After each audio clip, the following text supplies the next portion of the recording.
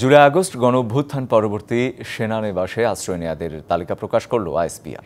এক বিজ্ঞপ্তিতে তারা জানায়, ঢাকাসহ দেশের প্রায় সব সেনানিবাসে প্রাণ রক্ষার্থে কতিপয় রাজনৈতিক ব্যক্তিসহ বিভিন্ন শ্রেণী পেশার নাগরিক আশ্রয় প্রার্থনা করেন। এমন পরিস্থিতিতে ২৪ জন রাজনৈতিক ব্যক্তিত্ব, ৫ জন বিচারক, ১৯ জন অসামরিক প্রশাসনের কর্মকর্তা, ৫১৫ জন পুলিশ কর্মকর্তা ও সদস্য, বিভিন্ন পাবলিক বিশ্ববিদ্যালয়ের কর্মকর্তা সহ বিবিধ ১২ জন এবং ৫১ জনের পরিবার পরিজন সহ বিভিন্ন সেনানিবাসে আশ্রয় দেওয়া হয়েছিল।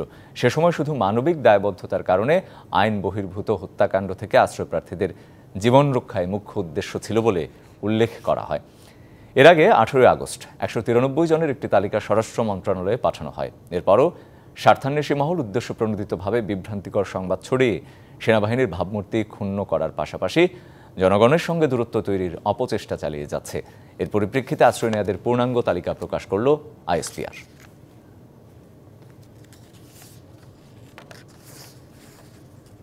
নগদ পেমেন্টে ৫০০ টাকা পর্যন্ত ক্যাশব্যাক আর লেনদেনে প্রতিদিন ডিপ ফ্রিজ এবং ঘন্টায় ঘন্টায় এসি টিভি সহ দারুণ সব গিফট।